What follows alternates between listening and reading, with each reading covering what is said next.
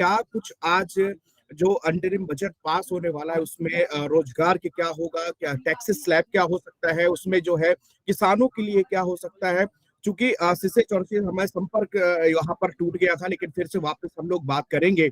और सबसे पहला सवाल जो मैं यहाँ पूछूंगा शिशिर जी से, शिशिर जी, इसकी एक प्रोसेस है, जो बजट की पूरी एक प्रोसेस होती है, एक नियम होते हैं सारे। एक बार आप दर्शकों को वो बजट का प्रोसेस समझे, क्योंकि 11 बजे से तो फिर वो भाषण शुरू हो जाएगा और हम सब लोग वो उस पर डिस्कशन करेंगे। लेकिन एक बार ये प्रोसेस इसकी मैं आपसे समझना चाहूंगा, जैसे कि संसद भवन के अंदर जब जाते हैं उसके पहले क्या क्या चीजें होती हैं। देखिए, प्रोसेस तो पहले ये है कि बजट टीम बजट तैयार कर रही है। बजट तैयार हो गया, बजट की छपाई हो गई। सुबह सुबह वित्त मंत्री अपने आवास से आई, नॉर्थ ब्लॉक गई, अपने कमरे में गई होंगी और वहां से उन्होंने बजट का पेपर कलेक्ट किया। जो अंतिम बजट का जो बजट प्रस्ताव, जो बजट भाषण उनका है, उसको अंतिम रूप दे दिया गया था कल रात में ही। आज सुबह आके उसको एक सरसरी निगाह उन्होंने डाली, एक बार पढ़ लिया, सब चीज ठीक है। उसके बाद उसको लेके वो राष्ट्रपति भवन चली गई। राष्ट्रपति भवन में जाके वहां जो जरूरी प्रक्रिया है पूरी करके वो पार्लियामेंट आ गई है। अभी अभी पार्लियामेंट वो पहुंची है, प्रधानमंत्री भी पहुंच गए हैं, कैबिनेट के सारे सहयोगी पहुंच रहे हैं धीरे धीरे। अब संसद भवन में पहले बजट प्रस्तावों को कैबिनेट से संतुष्टि ली जाएगी। जब कैबिनेट उसको क्लियर कर देगा, उसके बाद वो उस बजट प्रस्तावों को 11 बजे से पढ़ना शुरू कर देंगे। तो जो जरूरी प्रक्रिया है उसी के लिए अभी वहां गई है। वहां पार्लियामेंट में अभी थोड़ी देर में कैबिनेट की मीटिंग होगी, कैबिनेट से उसको ओके किया जाएगा, उसके बाद उसको पढ़ेंगे। मतलब भाषण खत्म होने के बाद उसको फिर पार्लियामेंट में समर्पण करेंगे, दोनों सदनों में बजट पेश होगा। उसके बाद उस पर जो भी जरूरी चर्चा होगी, प्रथम वाचन, द्वितीय वाचन, और उसके बाद बजट पारित करने की कार्रवाई शुरू। हमारे साथ सीए हैं कमलेश कुमार, वो भी वहां पर जुड़े हुए हैं। उनसे भी हम लोग लगातार चर्चा करेंगे और जानेंगे कि सबसे पहले जी आज के बजट में सबसे खास क्या होने जा रहा है, क्या क्या संभावनाएं हैं, किसके सेक्टर को क्या क्या कुछ मिल सकता है, क्योंकि 11 बजे से फिर तस्वीरें साफ हो जाएंगी। लेकिन उसके पहले एज ए इकोनॉमिस्ट आप क्या उम्मीदें लगाते हैं?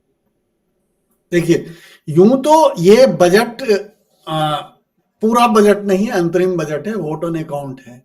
परिपाटी यही है कि जैसे नई सरकार का गठन मई में होना है, तो मई में नई सरकार के बनने से पहले तक, चूंकि अभी जो पिछले साल का बजट आया है उसमें इस साल के 31 मार्च तक ही सरकार को पैसे खर्च करने के लिए अधिकार मिले हुए हैं और बजट मिला हुआ है। 1 अप्रैल के बाद इनके हाथ में एक पैसे नहीं रहेंगे। नई सरकार का गठन मई में होना है, फिर नई सरकार का गठन होगा, बजट पेश होगा, जून में जुलाई तक पारित होगा। तो तब तक के लिए सरकार को खर्च करने के लिए, दैनंदिन कामकाज सरकार का चलता रहे, इसके लिए अंतरिम बजट लाया गया है। तो माना यही जाता है कि अंतरिम बजट में कोई बड़ी घोषणा नहीं होगी, लेकिन यह कोई हार्ड एंड फास्ट रूल नहीं है। इससे पहले भी, इससे ठीक 5 साल पहले के अंतरिम बजट को याद कीजिए। दिवंगत अरुण जेटली जी ने उस समय अंतरिम बजट पेश किया था। उन्होंने कर से जुड़ी एक बड़ी घोषणा की थी।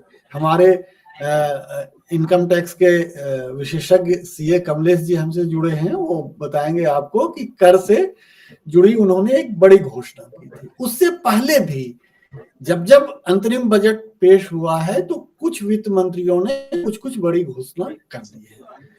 तो इस बार भी माना जा रहा है कि कोई बड़ी घोषणा कर सकती है वित्त मंत्री। शिशिर जी, क्या किसानों, महिलाओं और गरीबों पर फोकस रहने वाला है? नई हाउसिंग लोन सब्सिडी स्कीम की घोषणा हो सकती है, हाइब्रिड कारों के लिए टैक्स में कटौती की यहाँ पर घोषणा हो सकती है, या पीएसयू प्राइवेटाइजेशन का विनिवेश टारगेट में कमी, इन सब पहलुओं पर नजर होगी? बिल्कुल नजर होगी। किसानों से जुड़ी सबसे बड़ी बात तो है कि टैक्स प्रस्ताव से जुड़ी घोषणा के बारे में लोग, आपको याद होगा ये किसान सम्मान निधि के बारे में जो घोषणा हुई थी, वो पिछले साल अंतरिम बजट में ही इस बारे में एक महत्वपूर्ण घोषणा हुई थी। तो इस बार भी इसीलिए माना जा रहा है कि किसानों के लिए या असंगठित क्षेत्र के लोगों के लिए या मनरेगा बजट के लिए कोई बड़ी घोषणा हो सकती है। हो सकता है कि कृषि क्षेत्र के लिए बड़ी घोषणा हो सकता है रोजगार के क्षेत्र के लिए कुछ बड़ी घोषणा हो जाए। और मध्यम वर्गीय तो इनकम टैक्स, खास करके डायरेक्ट टैक्स में इनकम टैक्स को लेकर तो सशंकित और आशान्वित दोनों हैं। सोच रहे हैं कि इस बार कुछ हो। ऐसा भी कहा जा रहा है कि नहीं, अभी जो चल रहा है कि एक प्रीवियस वाला एक न्यू टैक्स स्कीम है, तो हो सकता है एक ही स्कीम बचे। अब देखिए, थोड़ी देर की बात है, उसके बाद वित्त मंत्री अपने पत्ते खोले। आपका क्या कहना है कमलेश जी, क्या हो सकता है?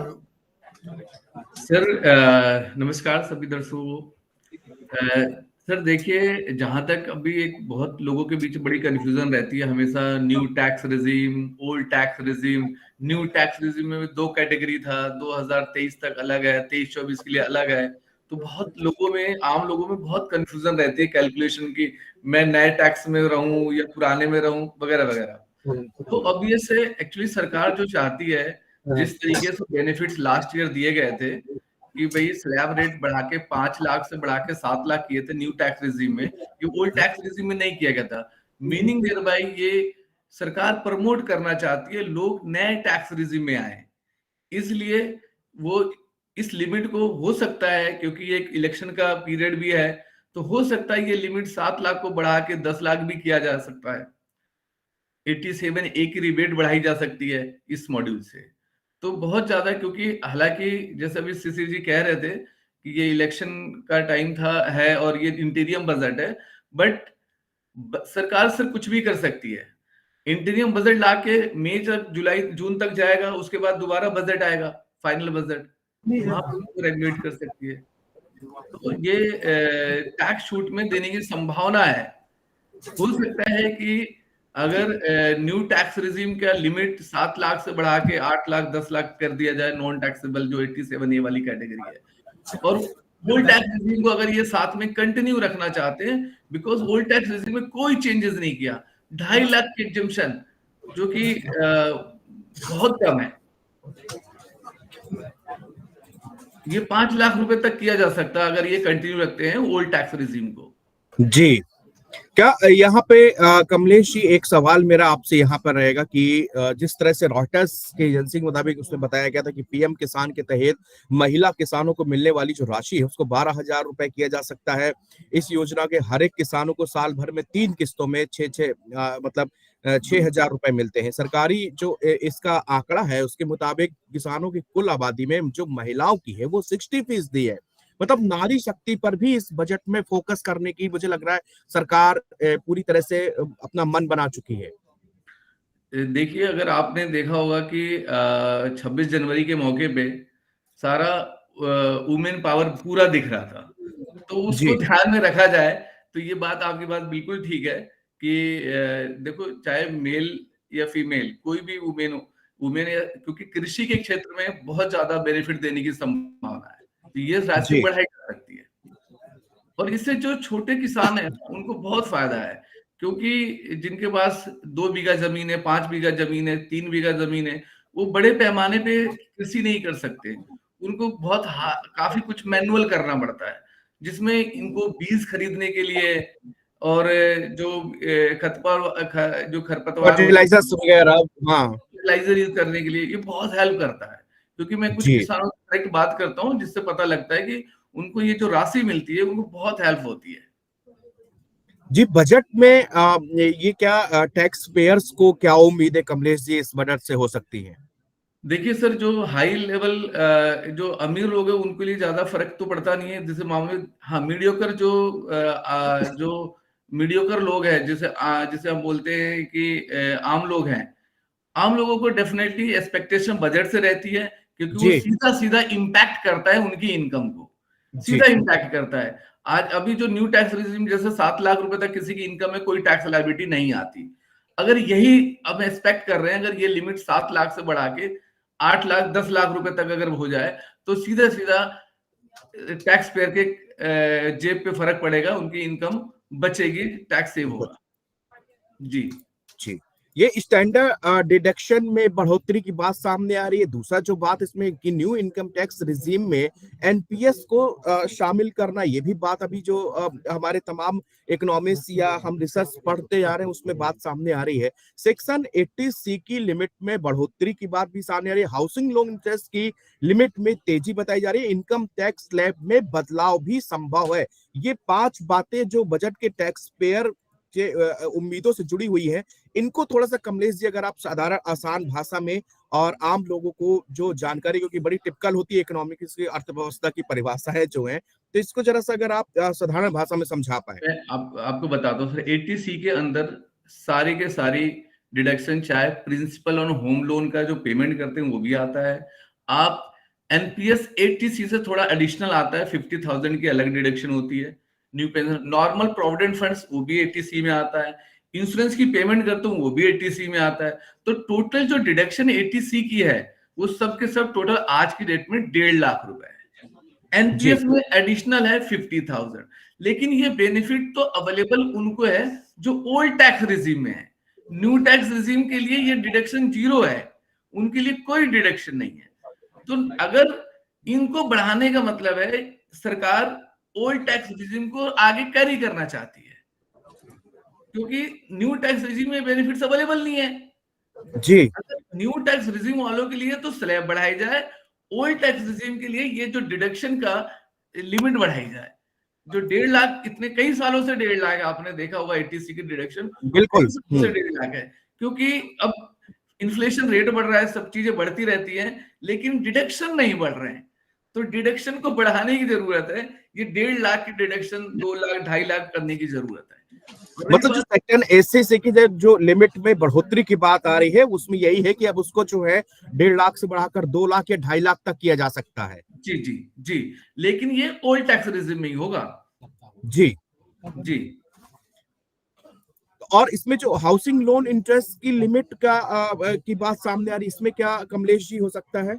मैं आपको बताता हूँ, होम लोन का जो इंटरेस्ट होता है सर, वो 2 तरह के होते हैं। एक तो सेल्फ ऑक्युपाइड है प्रॉपर्टी, या फिर लेट आउट है प्रॉपर्टी। सेल्फ ऑक्युपाइड प्रॉपर्टी पे डिडक्शन मिलता है हमें सर 2 लाख रुपए तक इंटरेस्ट का। जी।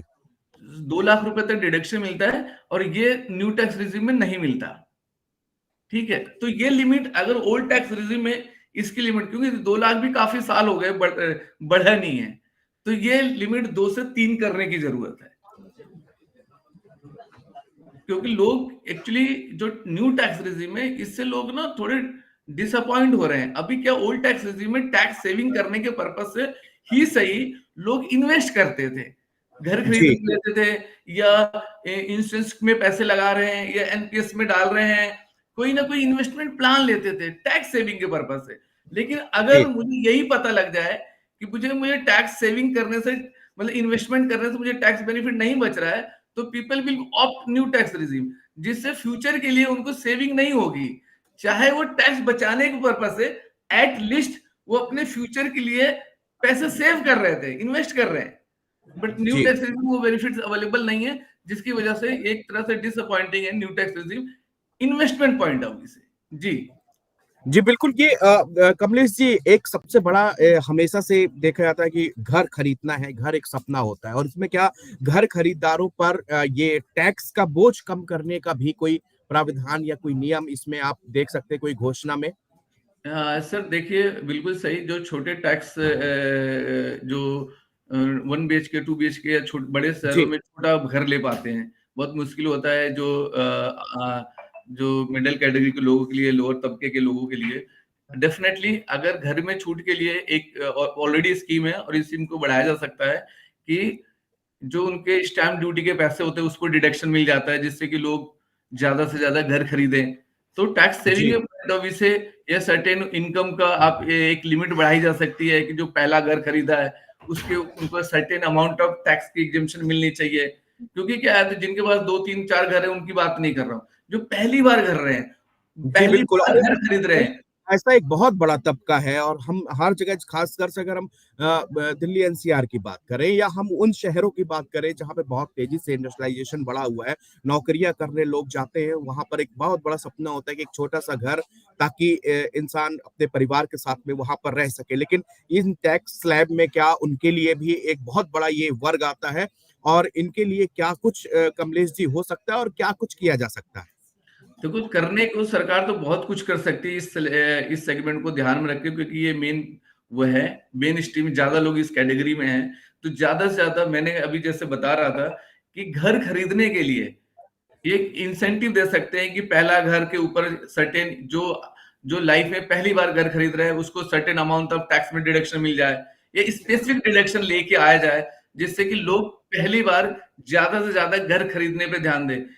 बड़े शहरों में ऑलमोस्ट 60% लोग रेंट पे रहते हैं, वो रेंट देते हैं, रेंट उन चला जाता है, बट अगर वो इंसेंटिव के फॉर्म में अगर सरकार उनको इस तरह से कुछ वे आउट निकालती है जिससे कि वो चाहे लोन लेके घर खरीदे, उस लोन जो ईएमआई जो रेंट के रूप में वो अपना पे कर रहे हैं, रेदर की पेइंग रेंट, उसको एज ए ईएमआई पे करके अपना घर बनाए, तो ये अच्छा बेटर होगा कि कोई सरकार इस तरह के कोई इंसेंटिव स्कीम लाती है, एडिशनल टैक्स बेनिफिट देती है उन लोगों के लिए जो पहली बार घर खरीद रहे हैं, जिससे मोटिवेट होंगे लोग ज्यादा से ज्यादा घर खरीदने में और अपना आशियाना बनाने में। जी कमलेश जी, और ये हाउस प्रॉपर्टी हम जब खरीदते हैं तो उसके लिए, कमलेश जी आवाज नहीं आ पा रही आपकी। अच्छा, आ रही है? हाँ अब आ रही है जी। मेरा सवाल था कमलेश जी कि हाउस प्रॉपर्टी जैसे हम खरीदने के लिए क्या टीडीएस के नियम को इजी किया जा सकता है, टीडीएस के नियमों को आसान बनाया जा सकता है? जी सर, अभी जो है 50 लाख की लिमिट है कि अगर आप कोई प्रॉपर्टी खरीदते हैं मोर देन 50 लाख जिसकी वैल्यू होती है, आपको 1% टीडीएस काटना पड़ता है जो बायर को। इस लिमिट को या तो बढ़ा के आप 75 लाख कर सकते हैं, 1 करोड़ कर सकते हैं कि नीचे वाले लोग फ्री हो जाएं, क्योंकि ये एक कॉम्प्लिकेशन है, इससे इनकम नहीं बढ़ती लेकिन एक टैक्स कंप्लायंस और कॉम्प्लिकेशन होती है, आम लोगों को समझ नहीं आता, कई बार इसमें नॉर्मली लोग डिफॉल्ट कर जाते हैं जिसकी वजह से उनके ऊपर पेनल्टीज इंपोज हो जाती हैं, एक हैवी रेट ऑफ इंटरेस्ट इस पे चार्ज होता है। इसलिए इस लिमिट को जो 50 लाख की लिमिट है इसको बढ़ा के 75 लाख या 1 करोड़ तक ले जाना चाहिए, जिससे लोगों को राहत मिले। क्योंकि शिशिर जी हमारे साथ यहाँ पर जुड़ चुके हैं, शिशिर जी से हम यहाँ पर, कमलेश जी आप अपनी बात पूरी करिए। हाँ, जिससे कि लोग ना ज्यादा से ज्यादा बड़ी प्रॉपर्टी की तरफ, क्योंकि बड़े शहरों में प्रॉपर्टी बहुत महंगी है, 50 लाख के अंदर कोई प्रॉपर्टी नहीं आती है सर, सबके सब उसके ऊपर ही आ पाती है, तो इसे बहुत, इसलिए ये लिमिट बढ़ाने की जरूरत है, 50 लाख से हटा के 1 करोड़ या 75 लाख की तरफ जाने चाहिए। जी जाने चाहिए। शिशिर जी हमारे साथ, क्योंकि आज शिशिर जी के पास काम थोड़ा ज्यादा है, सुबह से मोबाइल फोन भी बज रहा है और तमाम लोग हैं, मंत्रालय से भी फोन, सब जगह से अपने जो है बातचीतें, शिशिर जी आपसे हमारा कनेक्शन टूट जाता है। लेकिन अब आप कमलेश जी से हमसे डिफरेंट टैक्स स्लैब में हमने बातचीत की, लेकिन आप इस पूरे इंटरिम बजट को, चूंकि आपने बताया कि ये कुछ ही महीनों का एक बजट होता है, इसमें बहुत बड़ी घोषणा नहीं होती, लेकिन आपने उसका अपवाद भी बताया कि किस तरह जेटली की गवर्नमेंट में उन्होंने बड़ी घोषणा यहाँ पर की थी। तो क्या आज भी ऐसी जो बड़ी घोषणाओं में आपको क्या लगता है कि वो आज अनाउंसमेंट हो सकता है? देखिए, ये सरकार कुछ अनूठी है, इस मामले में अनूठी है कि हर समय कुछ ना कुछ सरप्राइज मिलते रहता है लोगों को। जी, जब लोग बिल्कुल निश्चिंत थे, इकोनॉमी ठीक ठाक चल रही थी, अचानक एक दिन रात में 8 बजे घोषणा हो जाती है कि भाई कल से ये नोट नहीं चलेंगे। याद कीजिए वो सरप्राइज नोटबंदी का। तो उसी तरह सरप्राइज पिछले बजट तक कोई सोचा भी नहीं था कि पीएम किसान सम्मान निधि आएगी और हर किसान के खाते में 6,000 रुपए सालाना आएंगे यूं ही। अभी तक तो सब्सिडी मिलती थी फर्टिलाइजर पे, अभी तक तो सब्सिडी मिलती थी बिजली पे किसानों को, लेकिन अब सीधे पैसे कैश देने की बात हो गई। तो कब सरकार कौन सा कदम उठाएगी इस बारे में आप कोई कयास नहीं लगा सकते। सरकारी अधिकारी भी इस बारे में कुछ नहीं बोलते हैं, वो उतना ही बोलते हैं जितना उनको बोलने का निर्देश है, लेकिन काम तो पर्दे के पीछे चलता ही रहता है, काम चलता रहता है, घोषणाएं होती रहती हैं। अब ये चुनावी बजट है, चुनावी बजट है तो चुनाव से पहले अभी तक, जैसे पिछले साल याद कीजिए चुनाव मतलब इंटरिम बजट से पहले कोई बड़ी घोषणा नहीं हुई, लेकिन इंटरिम बजट में घोषणा हो गई थी। तो उसी तरह इस बार भी पिछले 5 साल से इनकम टैक्स से जुड़े किसी प्रावधानों में कोई छूट नहीं मिली है, कोई ढील नहीं दी गई है। हो सकता है कि इस बार मिल जाए। Middle class, lower middle class, खास करके लोअर मिडिल क्लास और मिडिल क्लास तो इनकम टैक्स वेतनभोगी सब बड़ी बेसब्री से प्रतीक्षा करते हैं। तो हो सकता है कि इनकम टैक्स में कुछ भी, चाहे स्टैंडर्ड डिडक्शन हो या बच्चों की जैसे 1.5 लाख रुपए तक की जो भी छूट मिलती है टीसी में, कमलेश जी बता रहे थे, वो काफी कम हो गया है। वर्तमान महंगाई को देखिए और स्कूल की फी को देखिए। जिसके 2 बच्चे होंगे और दोनों बच्चे स्कूल में पढ़ते होंगे, तो आप एक नॉर्मल स्कूल में पढ़ाए, आम आदमी के स्कूल में पढ़ाए, तो वहां भी 7 से 10,000 रुपए महीने की फी है ट्यूशन की। तो आपको एक बच्चे में जो है 10,000 भी देते हैं तो 1,20,000 रुपए फी हो गया। 2 बच्चे हैं तो आपका 2,40,000 हो गया। उसके बाद आप भविष्य के लिए, बुढ़ापे के लिए कुछ ना कुछ तो बचाएंगे, क्योंकि अधिकतर आबादी, सरकारी नौकरी तो महज देश में 2% लोगों को है। अधिकतर आबादी प्राइवेट सेक्टर में काम करती है, प्राइवेट सेक्टर में काम करती है। और यहाँ पेंशन के लिए आप जो पीएफ वाला पेंशन है वो ऊंट के मुंह में जीरा होता है। हमारे कई सहयोगी, वरिष्ठ सहयोगी रिटायर हुए, हमने उनसे पूछा कि भाई साहब आपको पीएफ का पेंशन कितना मिलता है, तो उन्होंने कहा 2,000 रुपए मिलते हैं। तो 2,000 रुपए तो आज पूरे परिवार के लिए महीने भर के दूध के पैसे नहीं होते हैं। सब्जी और फल तो छोड़ ही दीजिए। तो लोग अपनी व्यवस्था करते हैं, वो एक रिटायरमेंट कॉर्पस तैयार करते हैं, वो म्यूचुअल फंड में निवेश करते हैं, वो बैंक में एफडी करते हैं या कहीं भी निवेश करते हैं। तो निवेश पर भी सरकार छूट देती है इनकम टैक्स में, लेकिन सबको 80C में समेट दिया गया है। आप बीमा करा रहे हैं, लाइफ इंश्योरेंस करा रहे हैं, वो भी उसी में है।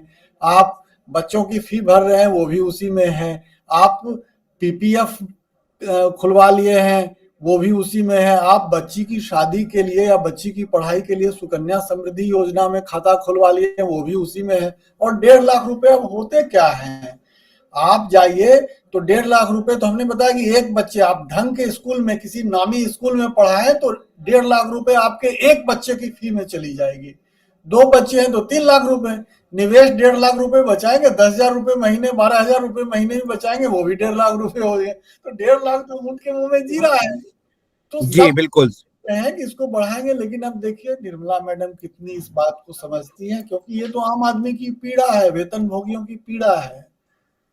तो इसको कितना समझती हैं, अब ये तो ये यहाँ पर देखना होगा। और अब चूंकि 10:30 बज चुके हैं और बताया जा रहा है कि संसद भवन पहुंच चुकी है। अपना उनके हाथ में उनका वही लाल बैग, उसके अंदर जो बजट टैब रहता है वो वहां पर मौजूद है। और अब से केवल 30 मिनट के बाद में वहां पर निर्मला सीतारमन का वो भाषण, जिसकी प्रतीक्षा यहाँ पर हो रही है, जिस पर हम लोग डिस्कशन कर रहे हैं, कयासबाजी कर रहे हैं, वो आधे घंटे के बाद चीजें बिल्कुल साफ होती हुई चली आ रही है। क्योंकि उसके पहले मैं आता हूँ कि जीडीपी में जो है बजट अपडेट्स में भारत का शानदार प्रदर्शन रहा है। रियल जीडीपी ग्रोथ 2023-24 की पहली छमाही में 7.7% रहा है। 2024 की पहली तिमाही में रियल जीडीपी ग्रोथ 7.8% रहा है। 2024 की दूसरी तिमाही में जीडीपी ग्रोथ 7.6 और वित्त वर्ष 2023 में जीडीपी ग्रोथ 7.2 रही है। तो शिशिर जी, इसके बारे में थोड़ा सा आप एक्सप्लेन करिए। इकोनॉमी में तो विस्तार हो ही रहा है, इसमें कहीं कोई शक नहीं है। लोगों की, मतलब सबकी नहीं, कुछ लोगों की आमदनी घटी भी है, लेकिन लोगों की आमदनी, अधिकतर लोगों की आमदनी बढ़ी है। कोई फल बेचने वाला है, सब्जी बेचने वाला है, रेहड़ी पटनी लगाने वाला है। तो आप कोरोना काल के मुकाबले देखें तो अभी हर जीवन के हर क्षेत्र में, उद्योग धंधे के हर क्षेत्र में और इकोनॉमी के हर सेक्टर में विस्तार हुआ है। हॉस्पिटैलिटी इंडस्ट्री हो, टूरिज्म इंडस्ट्री हो, मैन्युफैक्चरिंग इंडस्ट्री हो, आप देखिए कि हर व्यक्ति के हाथ में, आप बाहर निकलते हैं, आप ऑटो वाले को देखते हैं, ऑटो रिक्शा वाले को देखते हैं, झल्ली वाले को देखते हैं, आपको कितने व्यक्ति के हाथ में आपको फोन जो है स्मार्टफोन नहीं दिखता है। बहुत कम आदमी के पास देखते होंगे कि टिप टॉप वाला छोटा फोन लेके चलते हैं। तो वो यदि स्मार्टफोन खरीद रहे हैं तो कम से कम 5,000 रुपए तो निवेश कर रहे हैं। मीन्स उनके पास इतनी स्पेंडिंग कैपेसिटी है, तब तो स्पेंडिंग कैपेसिटी बढ़ी है, बाजार में मांग बढ़ी है, मैन्युफैक्चरिंग गुड्स की मांग बढ़ी है, एफएमसीजी की मांग बढ़ी है, एफएमईजी की मांग बढ़ी है, और जब इन सब चीजों की मांग बढ़ी है तो कहीं ना कहीं प्रोडक्शन हो रहा है, प्रोडक्शन हो रहा है तो लोगों को रोजगार मिल रहा है, तो एक अच्छा जो गुड साइकिल है वो चल रहा है। तो ये साइकिल चल रहा है तो उसका प्रभाव आपको जीडीपी पर भी दिखेगा, तो जीडीपी हमारी बढ़ रही है। इस समय तो आईएमएफ का कहना है कि हम दुनिया में सबसे आगे हैं, जीडीपी ग्रोथ रेट में आगे हैं। जो दुनिया की सबसे बड़ी मतलब कंट्री है चाइना है, चाइना से हमारी जीडीपी ग्रोथ रेट आगे है। हालांकि ग्रोथ रेट में देखें तो हम तो अमेरिका को भी आगे नहीं ठहरने देते, अमेरिका की भी जीडीपी ग्रोथ रेट है जो हमसे धीमी है। लेकिन चूंकि अमेरिका सबसे बड़ी इकोनॉमी है, उसका साइज बड़ा है, तो उसका जब साइज वॉल्यूम बड़ा होता है तो 1% भी होगा तो उनका बहुत ज्यादा होता है।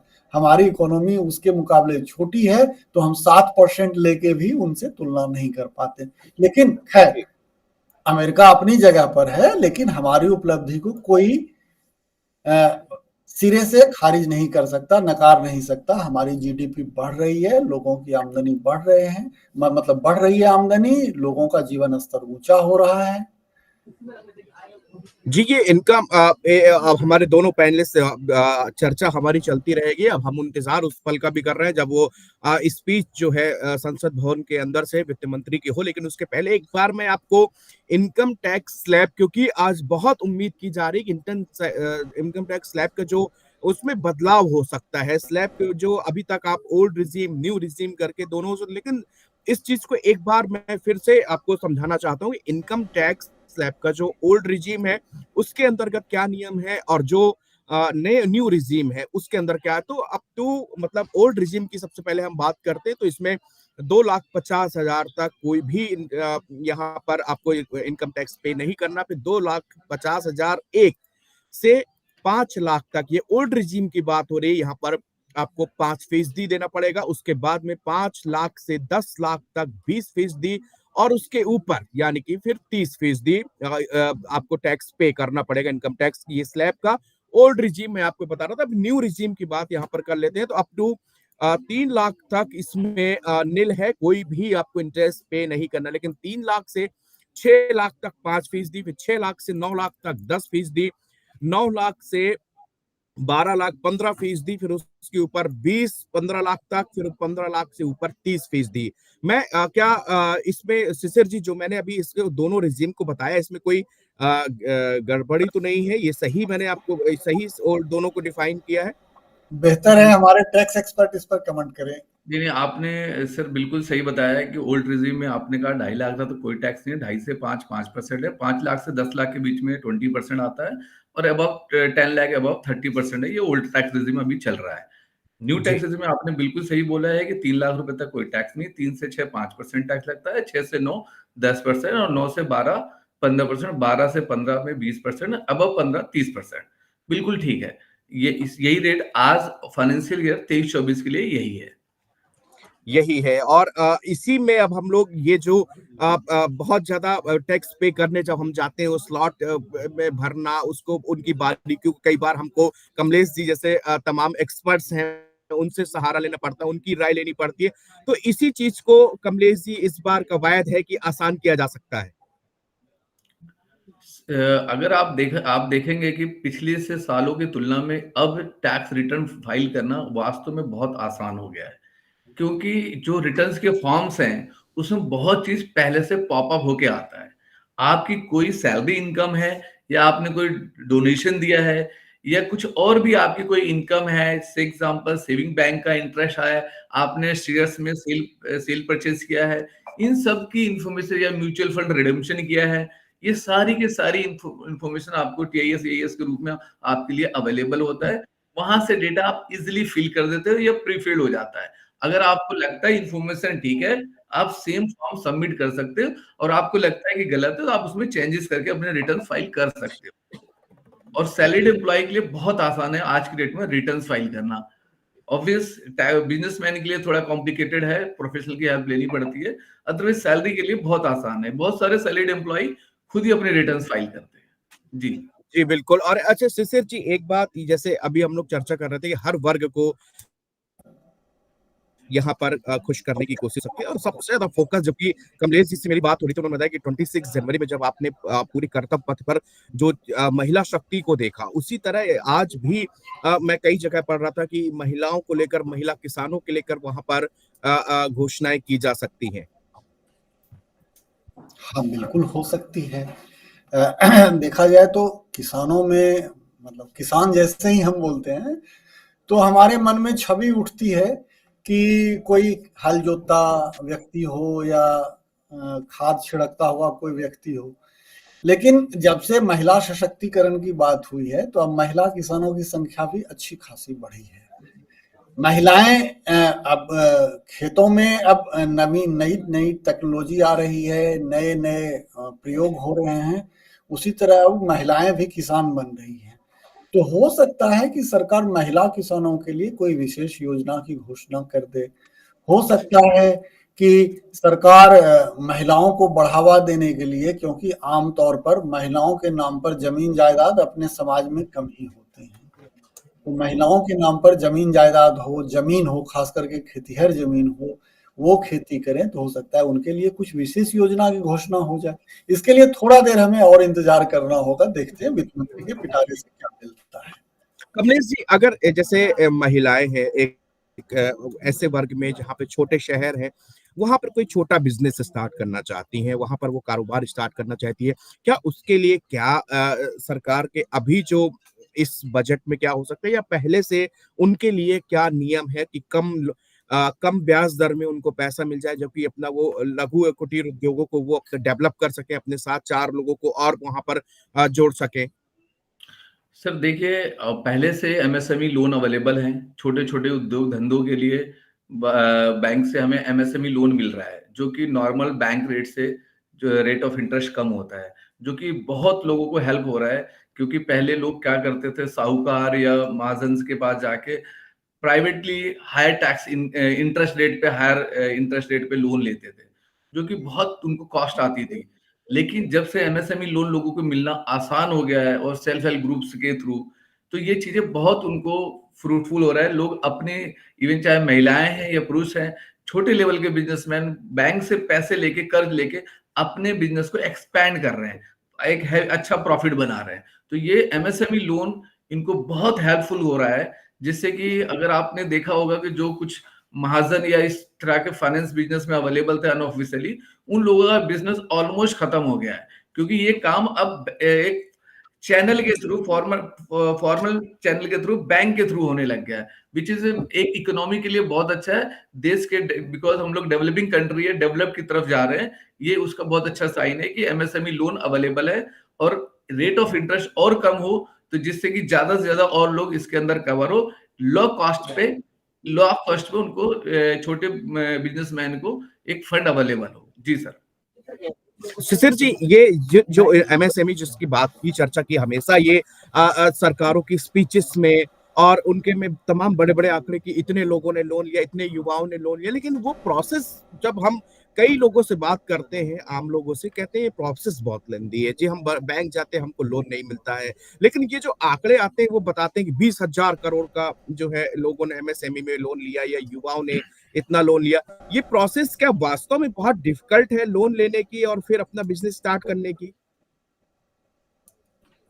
हो सकता है ऐसा हो, क्योंकि मैंने कभी इस बारे में गौर नहीं किया या बैंक जाके हमने अधिकारियों से बात नहीं की। क्योंकि बैंक अधिकारी, आप छोटा सा होम लोन या पर्सनल लोन भी लेना तो आपसे 20-25 पेज का वो भरवाते हैं बैंक अधिकारी।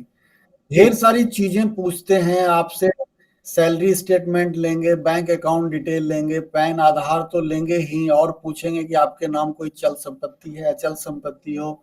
दरअसल बैंक वाले अपने लोन को खराब या बैड लोन नहीं करना चाहते, इसके लिए वो सामने वाले से उनकी रिपेइंग कैपेसिटी के बारे में पूरी पूछताछ करते हैं। यदि सामने वाले की रिपेइंग कैपेसिटी ठीक नहीं है तो वो चाहते हैं कि कोई गारंटर मिल जाए या कुछ और चीजें, कोई रेहन रख दे, बंधक रख दे। तो हो सकता है कि कारोबारियों को कहीं दिक्कत होती होगी, क्योंकि ढेर सारे लोग, जैसे हमें, मेरी ही एक सब्जी बेचने वाले से बात हुई, उन्होंने कहा कि हम बैंक गए थे लोन लेने, बोला तुम्हारे पास पैन कार्ड है? तुमने कहा नहीं है। वो बैंक वाले पूछते हैं कि तुम ITR दाखिल करते हो? तो उसने कहा नहीं। बोला तुमको कुछ नहीं मिलेगा, 10 पैसे का लोन नहीं मिलेगा। तो अपने अपने नियम, अपने अपने कायदे हैं। अब देखिए इसमें इसी के बीच राह निकलनी है, इसी के बीच सब चीज होना है। तो बैंक वाले भी काफी हद तक अपने नियमों के पालन में लगे होंगे। शिशिर जी, कमलेश जी हमारे साथ दोनों लोग बने रहिए। अभी हम इस समय की अपडेट आपको बता दें कि अब 15 मिनट से भी कम का वक्त बचा है, जबकि भाषण जो है वो एंटरिम बजट का निर्मला सीतारमन यहाँ पर शुरू कर देंगी। लेकिन उसके पहले कांग्रेस के सांसद मानिक चंद टैगोर हैं, आइए सुन लेते हैं वो क्या कह रहे हैं बजट के बारे में। Always people eagerly watch the union budgets, state budgets as well.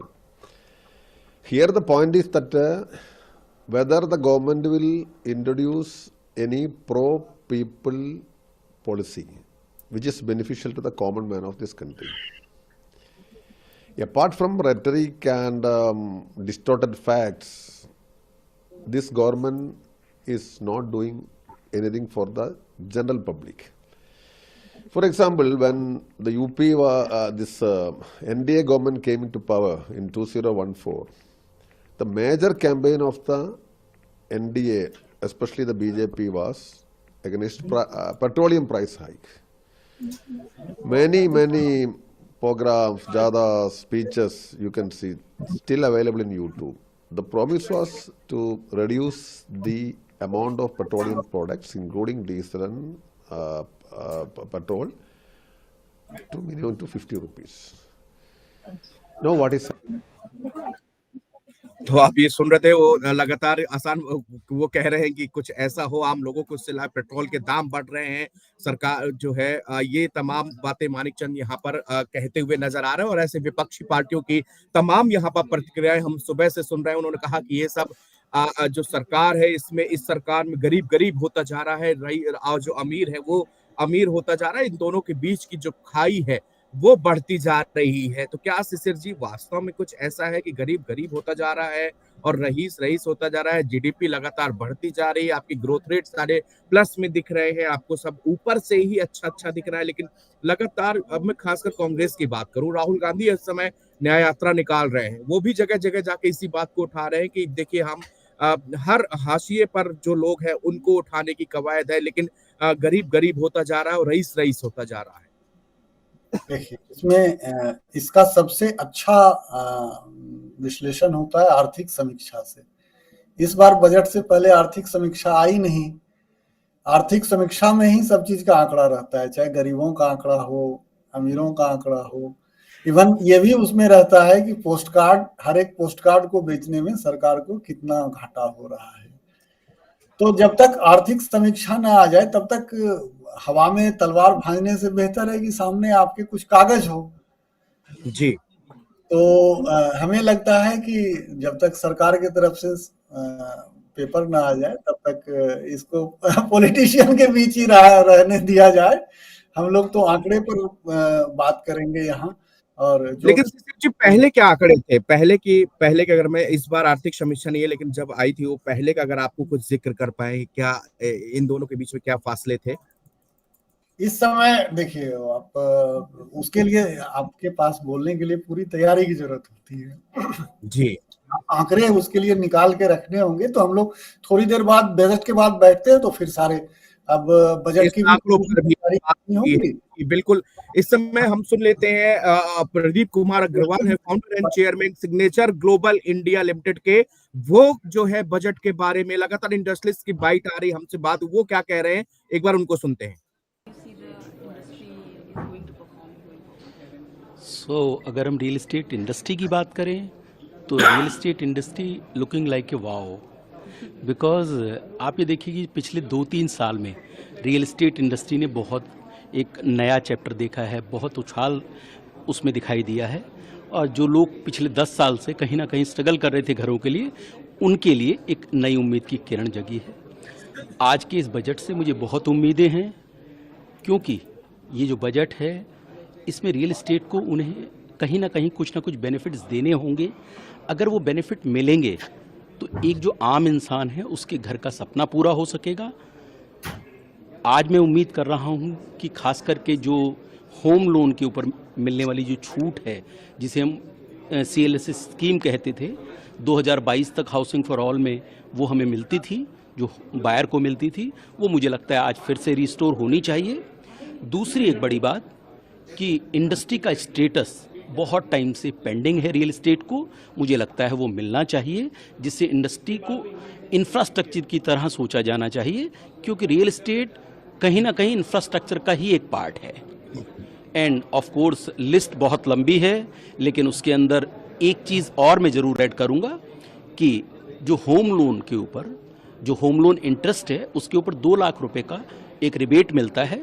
उस 2 लाख रुपए के रिबेट को मैं उम्मीद कर रहा हूँ कि वो 5 लाख रुपए किया जाना चाहिए। और आज वैसे वित्त मंत्री जी के पिटारे में बहुत सारी चीज़ें हैं, लेकिन अगर पर्टिकुलर रियल एस्टेट की बात करें या इंफ्रास्ट्रक्चर की बात करें तो मुझे लगता है शायद कुछ ना कुछ ज़रूर ऐसी चीज़ें निकलेंगी जिससे रियल एस्टेट इंडस्ट्री को एक अगले आने वाले टाइम के लिए दिशा मिलेगी।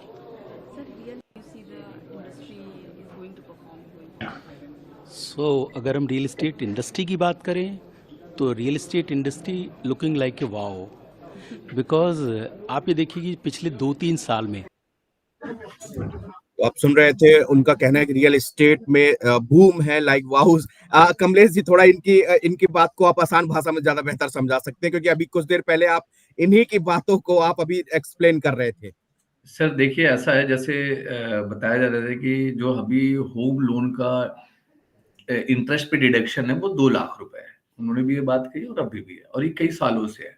तो इस लिमिट, क्योंकि लोगों को अगर टैक्स सेविंग करने के लिए होम लोन के ऊपर इंटरेस्ट की लिमिट 2 लाख से बढ़ा के, जैसे सर बता रहे थे, इनकी एक्सपेक्टेशन 5 लाख हो जाएगी।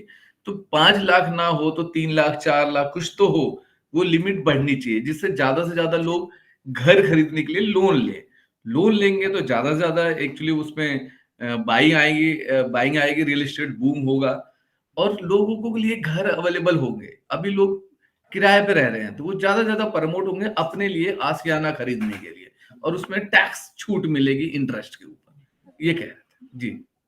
जी, यहाँ पर एक बार सुन लेते हैं, कांग्रेस सांसद यहाँ पर आए हुए हैं, वो बजट के ऊपर क्या कहते हैं, एक बार उनको भी प्रतिक्रिया सुन लेते हैं। क्या एक्सपेक्टेशन विपक्ष किस तरीके से देख रहा है? मोदी जी के कार्यकाल का नहीं, मोदी जी की सरकार का अंतिम बजट है। जिस तरह महंगाई, बेरोजगारी, चुनी हुई सरकारों को गिरा रहे हैं, अब दोबारा मोदी जी लौट के नहीं आएंगे। मैं सिर्फ इतना कहना चाहता हूं कि सबसे बड़ी इस देश की समस्या महंगाई और बेरोजगारी, मैं देखना चाहता हूं उस पर उन्होंने क्या सार्थक कदम उठाया। जब ये 2014 में आए थे तब क्या था? कर्जा, अंतर्राष्ट्रीय कर्जों का बोझ वो कई गुना बढ़ गया। तो निश्चित रूप से मैं देखना चाहूँगा कि जो अंतर्राष्ट्रीय कर्जा बढ़ा हुआ है उसके कितना पाटा इन्होंने, कितना कम करने का प्रयास कर रहे हैं। फिर बहुत समस्याएं हैं, उद्योग नहीं लग रहे हैं, चंद घरानों को ही सारी सुविधा दी जा रही है, बाकी लोग इंतजार कर रहे हैं। तो ये सब मिलाकर अगर आप देखें तो ये प्रतीक्षा, महंगाई, बेरोजगारी, अंतर्राष्ट्रीय कर्जा, क्या एक्सपेक्टेशन विपक्ष किस तरीके से देख रहा है? मोदी जी के कार्यकाल का नहीं, मोदी जी की सरकार का अंतिम बजट है। जिस तरह महंगाई, बेरोजगारी, चुनी हुई सरकारों को गिरा रहे हैं, अब दोबारा मोदी जी लौट के नहीं आएंगे। मैं सिर्फ इतना कहना चाहता हूं कि सबसे बड़ी इस देश की समस्या महंगाई और बेरोजगारी, मैं देखना चाहता हूं उस पर उन्होंने क्या सार्थक कदम उठाया। जब ये 2014 में आए थे तब क्या था? कर्जा, अंतर्राष्ट्रीय कर्जों का।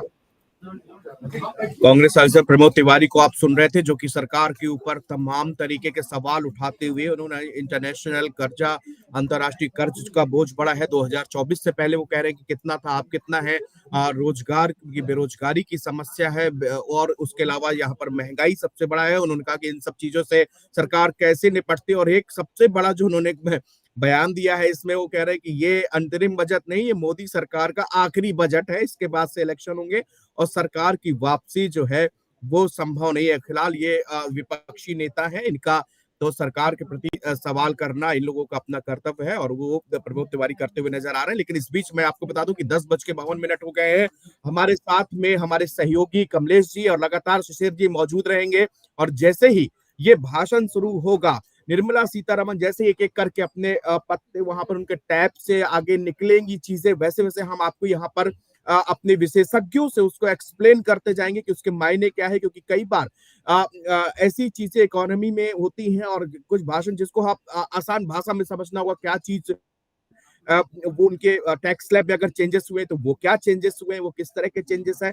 तो हमारे साथ कहीं मत यहाँ जाइएगा मत, और 11 बजे तो जैसे ही भाषण शुरू होगा हमारे साथ में हमारे कमलेश जी जो हमारे सीए हैं हमारे साथ पैनल में लगातार चीजों को आसानी भाषा में आप लोगों को समझा रहे हैं। उसी के साथ शिशिर जी हमारे साथ मौजूद रहेंगे, दोनों पैनलिस्ट, इसके साथ और भी पैनलिस्ट हमारे साथ जुड़ेंगे, अलग अलग क्षेत्र के लोग, वो आपको बेहतर समझा पाएंगे कि किस क्षेत्र में इस पिटारे में इस बजट में अंतरिम बजट में क्या निकला है। फिलहाल बने रहिए नवभारत टाइम्स के साथ।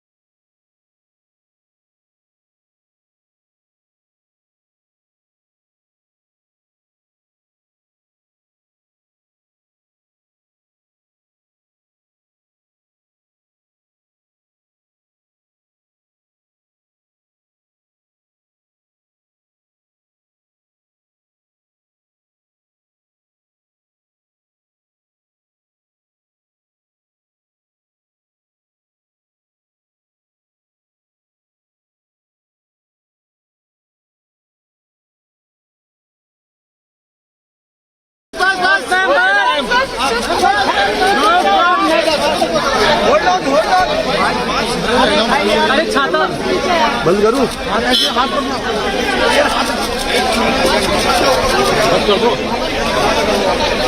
अरे ये नहीं, छाता बंद कर दो यार, छाता पीछे कर दो।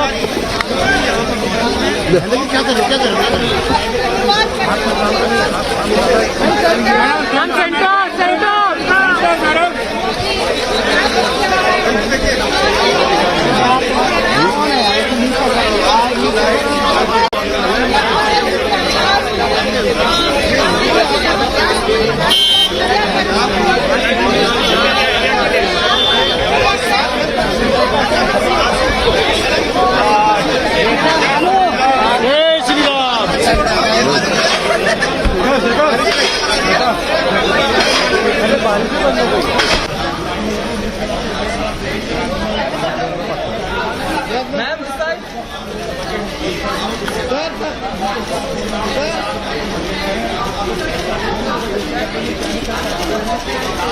Ma'am centre, ma'am centre, madam centre, ma'am centre.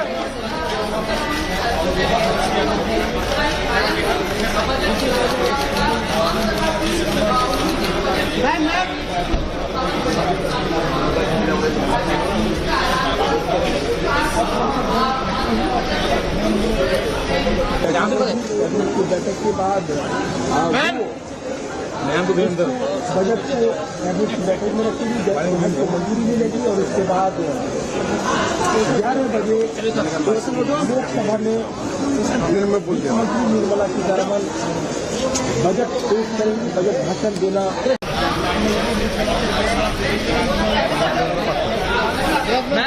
के थोड़े रह गए वो आई थिंक वो सब जात के रिफॉर्म होने चाहिए, बिकॉज अगर हम थर्ड लार्जेस्ट इकोनॉमी की तरफ जा रहे हैं तो हमारे जो टैक्स प्रैक्टिस है वो थर्ड वर्ल्ड की तो नहीं होनी चाहिए ना। तो हमको ऑपरेट भी करना है अभी जैसे like a third largest economy. तो ये ईज ऑफ डूइंग बिजनेस है, ease of tax collection, ease of everything में मैं जोर समझ रहा हूँ, नंबर 1। नंबर 2, हमको अभी जानना पड़ेगा कि इंडिया अभी ग्लोबल इकोनॉमी बन चुका है। हम ये नहीं कह सकते इंडिया से ही बढ़ेगा, इंडिया ग्लोबल मैन्युफैक्चरिंग बढ़ेगा। और तब मैं देख रहा हूँ काफ़ी कंपनियाँ आज फॉरेन में कंपनियाँ सेटअप कर रही है। आज इंडियन HNI फॉरेन जाके अपना इनकम टैक्स का रेसिडेंसी ले रहे हैं। वो क्यों? वो क्योंकि वो एक टैक्स आर्बिट्राज है। मेरा खुद मानना मानना है ये सॉल्व नहीं है। जो मैं कह रहा हूँ इससे तो इंडिया का फायदा है कि आपको ऐसा एक सिस्टम करना पड़ेगा कि जो ग्लोबल इनकम है, आपकी बिजनेस इनकम हो कि ग्लोबल पर्सनल इनकम हो, उसको इंडिया में एक अलग स्लैब से टैक्स किया जाए। उससे फायदा क्या होगा कि इंडिया में रहेगा, इंडिया के लिए कंट्रीब्यूट करेगा, और इससे ओवरऑल मेरे हिसाब से एक जो मैं देख रहा हूँ, आप देखो एक होड़ चढ़ी है, ये चला गया दुबई, ये चला गया सिंगापुर, ये कंपनी ने स्टार्टअप वहां से खोला। वो क्यों भैया?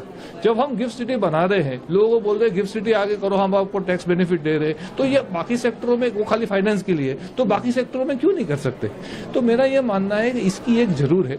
और ये जो चला है कि भाई बड़े लोग को बड़ा टैक्स दो, वो भी गलत है। आज हम सबका साथ सबका विकास की बात कर रहे हैं, सबका टैक्स भी होना चाहिए बराबर। तो ये मैं मानता हूँ एक टैक्स रेशनलाइजेशन की जरूरत है। बजट के ठीक पहले एक नोटिफिकेशन आता है जिसमें मोबाइल कंपोनेंट की इम्पोर्ट ड्यूटी कम कर दी जाती है, और वुमेन एम्पावरमेंट की बात की जाती है, जिसमें लेबर मिनिस्टर ने इसको करा है कि वुमेन सेंट्रिक जो भी रूल्स हैं उसको लागू किया जाए। इस क्या माना जाए कि हम एक ये बजट जो है एक्सपोर्ट हब की तरह इंडिया को डेवलप करने की बात की जाएगी और वुमेन को और मोर एम्पावरमेंट दी जाएगी? ग्लोबल तो मैंने अभी बताया, इंडिया अभी ग्लोबल इकोनॉमी में जुड़ गया है। इंडिया की इकोनॉमी ग्लोबल से लिंक हो गई है और हमारा ग्रोथ ग्लोबल से लिंक्ड है। इंडिया का मैन्युफैक्चरिंग मेक इन इंडिया रहा ही नहीं है, make in India for export ही है। तो इसीलिए जो भी हमको करना है वो ग्लोबल इकोनॉमी की तरह करना है। और ये जो आप इम्पोर्ट ड्यूटी की बात करते हैं, वो भी एक ग्लोबल लेवल पे होने चाहिए, जो फॉरेन डेवलप कंट्रीज के होते हैं, मेरा फुल्ली मानना है। और हमको ज्यादा मैन्युफैक्चरिंग इंडिया में कराना है, इंडिया को एक कंज्यूमिंग लेड नहीं बनाना है। तो आज मोबाइल की आप बात करो, मोबाइल में पार्ट लगा के असेंबली करे, वो नहीं करना है। हमको मोबाइल इंडिया में बनाना है, हमको इंडिया में गाड़ी बनानी है, हमको असेंबली नहीं करनी ना, हमको खाली इंडिया को कंजम्पशन मार्केट बनाए। और जो वुमन की बात कर रहे हो, मेरे हिसाब से लॉन्ग पेंडिंग था इंडिया में वुमन। आज हमारे घर में भी देख लो, वुमन को एक अलग ही दर्जा है। और I think economy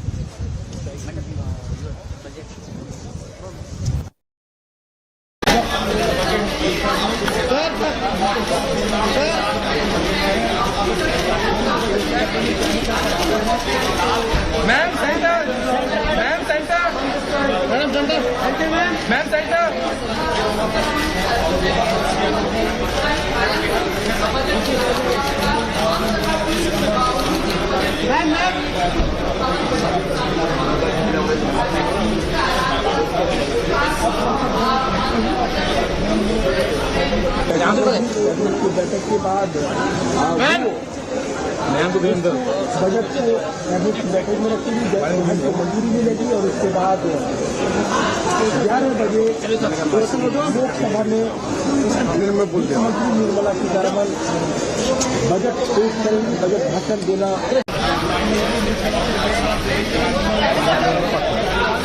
ma'am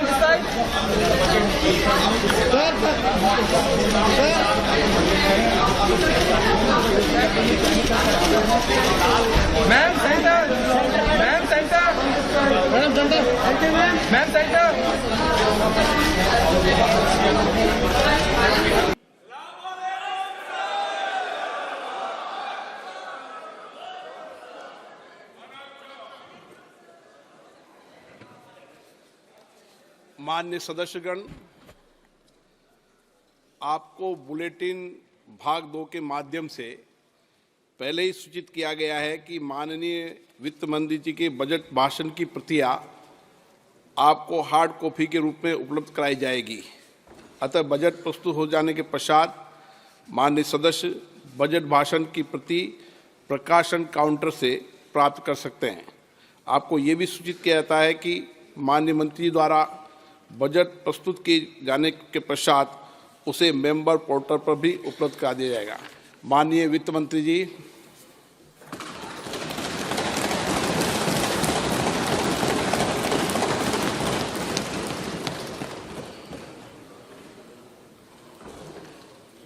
Honorable Speaker, I present the interim budget for 24-25.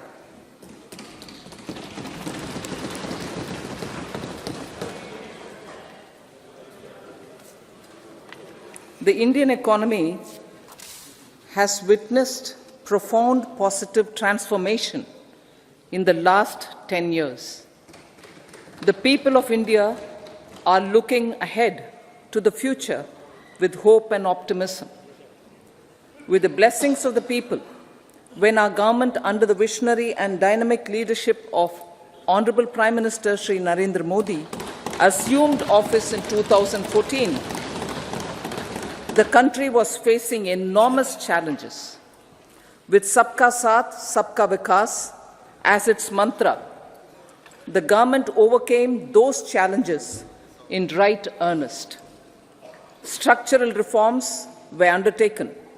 Pro-people programs were formulated and implemented promptly. Conditions were created for more opportunities for employment and entrepreneurship. The economy got a new vigor. The fruits of development started reaching the people at scale. The country got a new sense of purpose and hope. Naturally, the people blessed the government with a bigger mandate. In the second term, our government, under the leadership of Honorable Prime Minister, doubled down on its responsibilities to build a prosperous country with comprehensive development of all people and all regions. Our government strengthened its mantra to Sabka Saath, Sabka Vikas and Sabka Vishwas. Our development philosophy covered all elements of inclusivity, namely social inclusivity through coverage of all strata of the society, and geographical inclusivity through development of all regions of the country.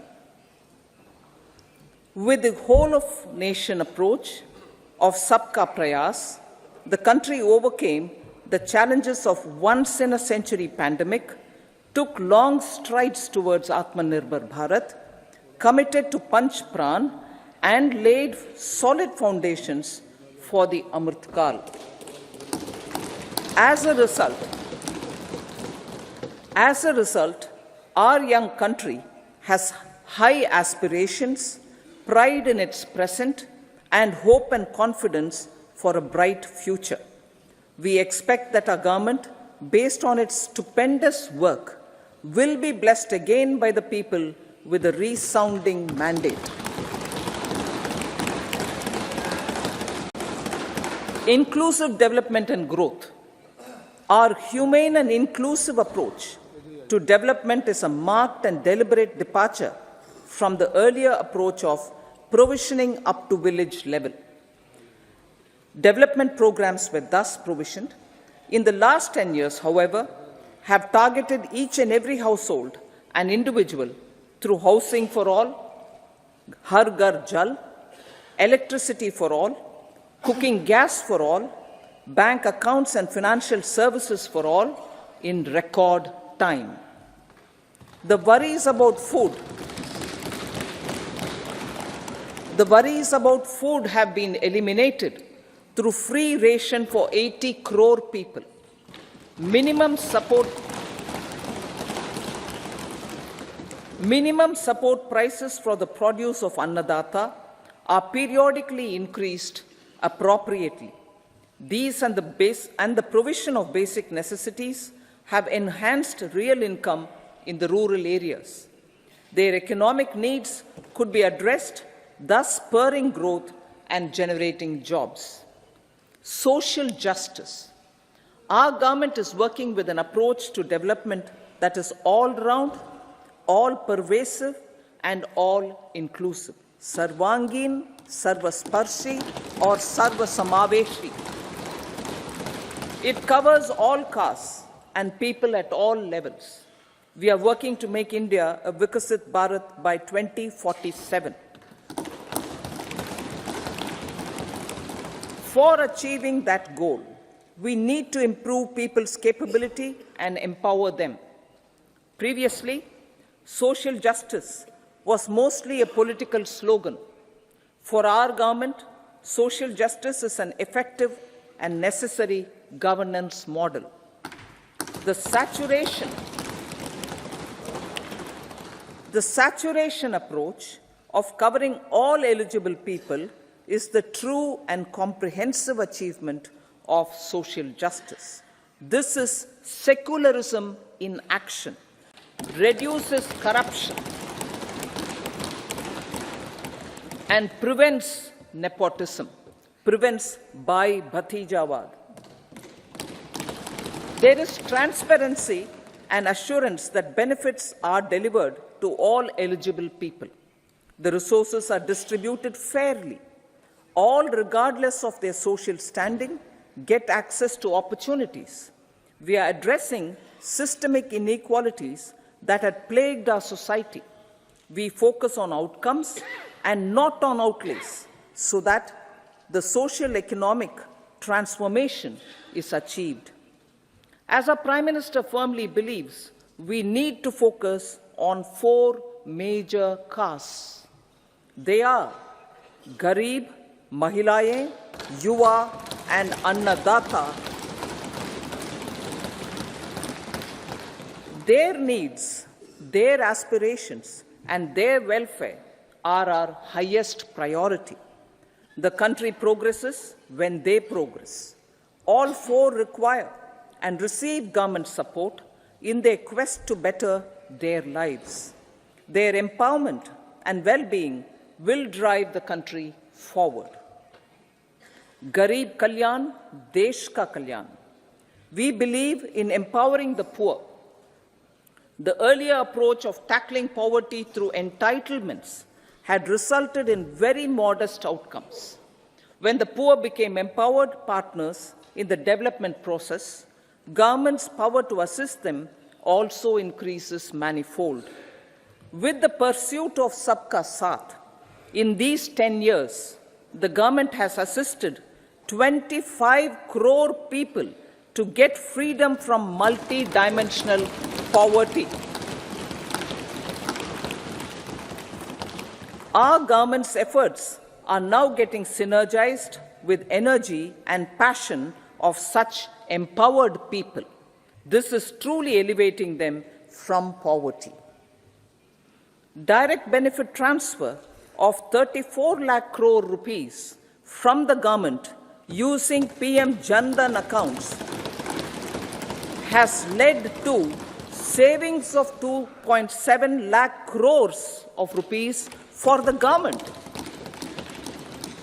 This savings has been realized through avoidance of leakages prevalent earlier. The savings have helped in providing more funds for Garib Kalyan. PM Swanidhi has provided credit assistance to 78 lakh street vendors. From that total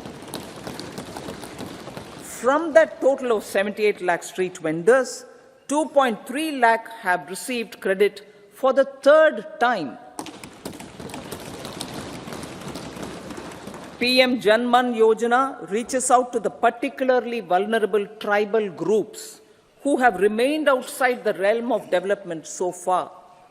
PM Vishwakarma Yojana provides end-to-end support to artisans and craftspeople engaged in 18 trades. The schemes for empowerment of Divyangs and transgender persons reflect firm resolve of our government to leave no one behind. Welfare of Annadata. Farmers are our Annadata. Every year under PM Kisan Samman Yojana, direct financial assistance is provided to 11.8 crore farmers, including marginal and small farmers. Crop insurance is given to 4 crore farmers under PM Fasal Bima Yojana. These, besides several other programs, are assisting Annadata in producing food for the country and for the world. Electronic National Agricultural Market has integrated 1,361 mandis and is providing services to 1.8 crore farmers with trading volume of 3 lakh crores of rupees. The sector is poised for inclusive, balanced, higher growth and productivity. These are facilitated from farmer-centric policies, income support, coverage of risks through price and insurance support, promotion of technologies and innovations through startups. Empowering the Amrit PD, the Yuva. Our prosperity depends on adequately equipping and empowering the youth. The National Education Policy 2020 is ushering the transformational reforms. PM Schools for Rising India, PM Shri, are delivering quality teaching and nurturing holistic and well-rounded individuals. The Skill India mission has trained 1.4 crore youth, upskilled and reskilled 54 lakh youth, and established 3,000 new ITIs. A large number of institutions of higher learning, namely 7 IITs, 16 triple ITs, 7 IIMs, 15 AIMS, and 390 universities have been set up. PM Mudra Yojana has sanctioned 43 crore loans aggregating to 22.5 lakh crores of rupees for entrepreneurial aspirations of our youth. Besides that, Fund of Funds, Startup India, and Startup Credit Guarantee schemes are assisting our youth. They are also becoming Rozgar Data. The country is proud of our youth scaling new heights in sports. The highest ever medal tally in Asian Games and Asian Para Games in 2023 reflects a high confidence level.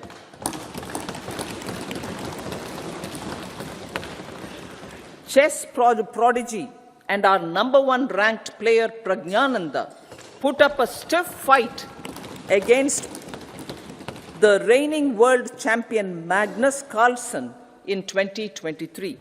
Today, India has over 80 chess grandmasters compared to little over 20 in 2010. Momentum for Nari Shakti. The empowerment of women through entrepreneurship, ease of living, and dignity for them has gained momentum in these 10 years. 30 crore Mudra Yojana loans have been given to women entrepreneurs. Female enrollment in higher education has gone up by 28% in 10 years. In STEM courses, girls and women constitute 43% of enrollment, one of the highest in the world. All these measures are getting reflected in the increasing participation of women in workforce. Making triple talaq illegal, reservation of 1/3 seats for women in the Lok Sabha and state assemblies,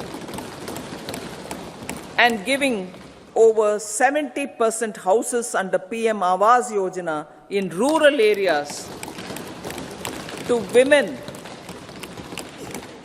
and giving over 70% houses under PM Awas Yojana in rural areas to women as sole or joint owners have enhanced their dignity. Exemplary track record of governance, development, and performance. Besides delivering on high growth in terms of gross domestic product, the government is equally focused on a more comprehensive GDP, that is, governance, development, and performance. Our government has provided transparent, accountable, people-centric, and prompt, trust-based administration with citizen-first and minimum government, maximum governance approach. The impact of all-round development is discernible in all sectors. There is macroeconomic stability, including in the external sector. Investments are robust. The economy is doing well. People are living better and earning better, with even greater aspirations for future. Average real income of the people has increased by 50%. Inflation is moderate. People are getting empowered, equipped, and enabled to pursue their aspirations. There is effective and timely delivery of programs and of large projects. Economic management. The multi-pronged economic management over the past 10 years has complemented people-centric, inclusive development. Following are some of the major elements. 1. All forms of infrastructure, physical, digital, or social, are being built in record time.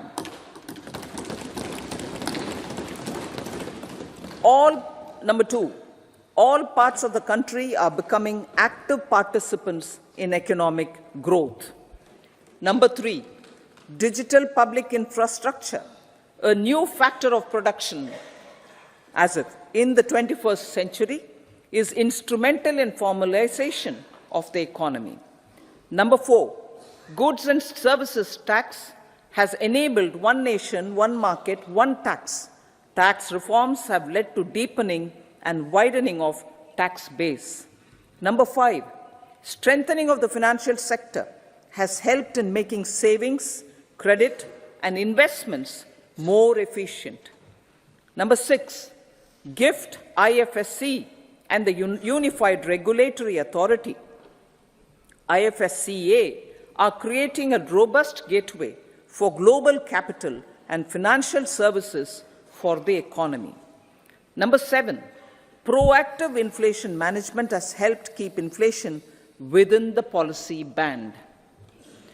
Now, the global context, Honorable Speaker, sir. Geopolitically, global affairs are becoming more complex and challenging with wars and conflicts. Globalization is being redefined with reshoring and friendshoring, disruption and fragmentation of supply chains, and competition for critical minerals and technologies. A new world order is emerging after the COVID pandemic. India assumed the G20 presidency during very difficult times for the world. The global economy was going through high inflation, high interest rates, low growth, very high public debt, low trade growth, and climate changes. The pandemic has led to a crisis of food, fertilizer, fuel, and finances for the world, while India successfully navigated its way. The country showed the way forward and built consensus on solutions for those global problems.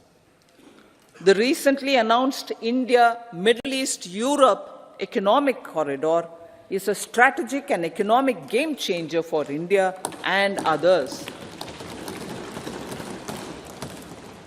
In the words of Honorable Prime Minister, the corridor, and I quote, will become the basis of world trade for hundreds of years to come, and history will remember that this corridor was initiated on Indian soil, unquote. Vision for Vikasit Bharat.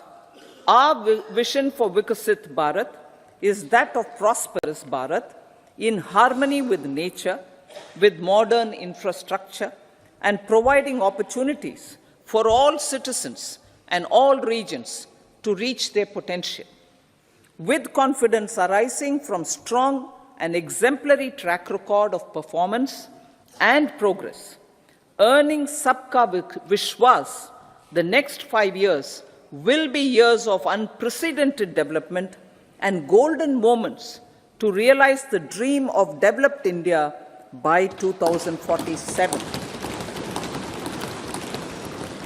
The trinity of demography, democracy, and diversity, backed by Sabka Prayas, has the potential to fulfill aspirations of every Indian. As Honorable Prime Minister in his Independence Day address to the nation mentioned, I quote, "There is no dearth of opportunities, as many opportunities as we want. The country is capable of creating more opportunities. Sky is the limit," unquote. Strategy for Amrit Kal. Our government will adopt economic policies that foster and sustain growth, facilitate inclusive and sustainable development, improve productivity, create opportunities for all, help them enhance their capabilities, and contribute to generation of resources to power investments and fulfill aspirations. Guided by the principle, reform, perform, and transform, the government will take up next generation reforms and build consensus with the states and stakeholders for effective implementation. It is an important policy priority for our government to ensure timely and adequate finances, relevant technologies, and appropriate training for the micro, small, and medium enterprises, MSMEs, to grow and also compete globally. Orienting the regulatory environment to facilitate their growth will be an important element of this policy mix. Aligning with the Panchamrit goals, our government will facilitate sustaining high and more resource-efficient economic growth. This will work towards energy security in terms of availability, accessibility, and affordability. For meeting the investment needs, our government will prepare the financial sector in terms of size, capacity, skills, and regulatory framework. Aspirational Districts Program.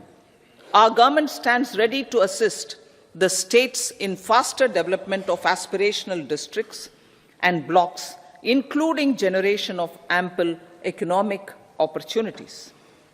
Development of the East.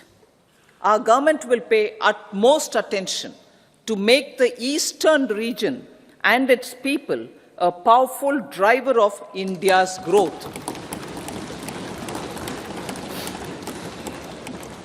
PM Awas Yojana Gramin.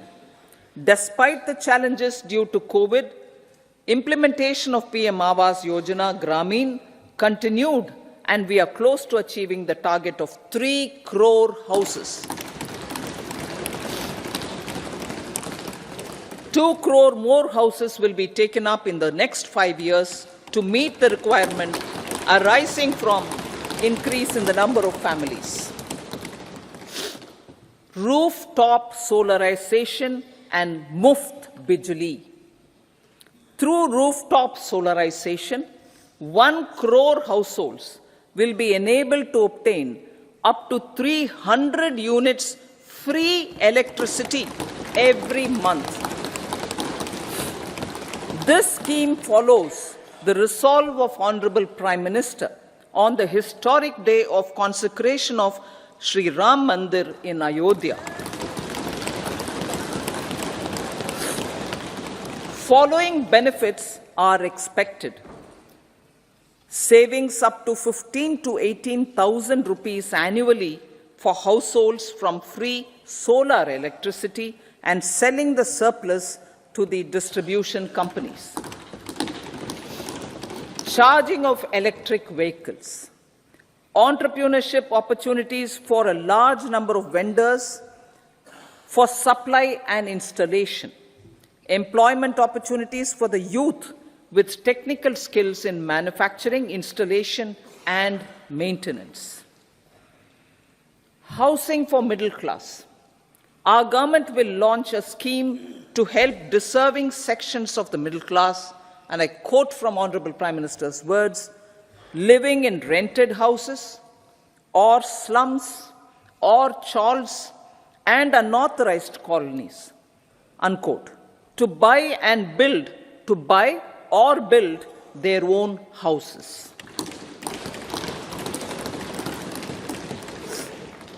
Medical colleges. Several youth are ambitious to get qualified as doctors. They aim to serve our people through improved healthcare services. Our government plans to set up more medical colleges by utilizing the existing hospital infrastructure under various departments. A committee for this purpose will be set up to examine the issues and make relevant recommendations. Cervical cancer vaccination. Our government will encourage vaccination for girls in the age group of 9 to 14 years for prevention of cervical cancer. Maternal and child health care. Various schemes for maternal and child care will be brought under one comprehensive program for synergy in implementation. Upgradation of Anganwadi centers under Saksham Anganwadi and Poshan 2.0 will be expedited for improved nutrition delivery, early childhood care and development. The newly designed You-Win platform for managing immunization and intensified efforts of Mission Indradhanush will be rolled out expeditiously throughout the country. Ayushman Bharat. Healthcare cover under Ayushman Bharat scheme will be extended to all ASHA workers, to all Anganwadi workers and helpers. Agriculture and food processing.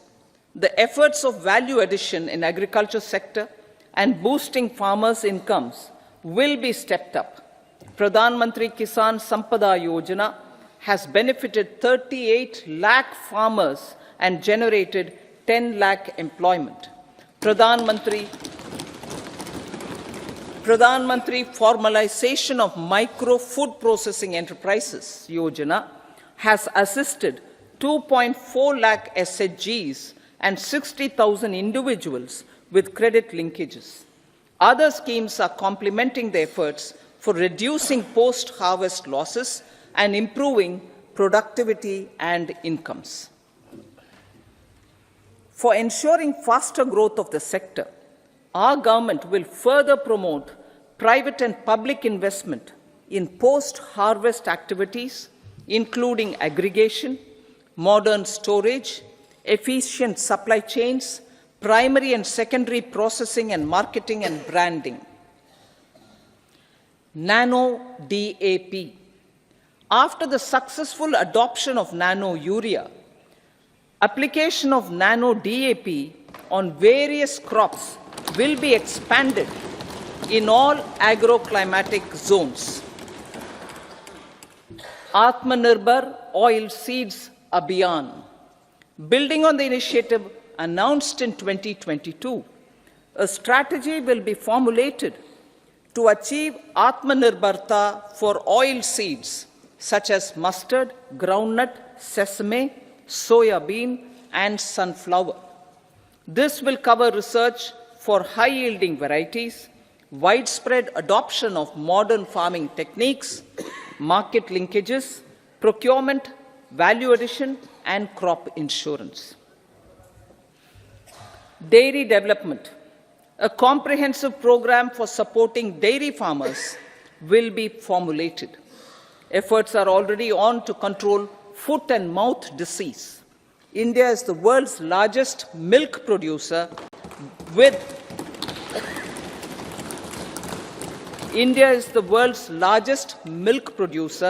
but with low productivity of milch animals.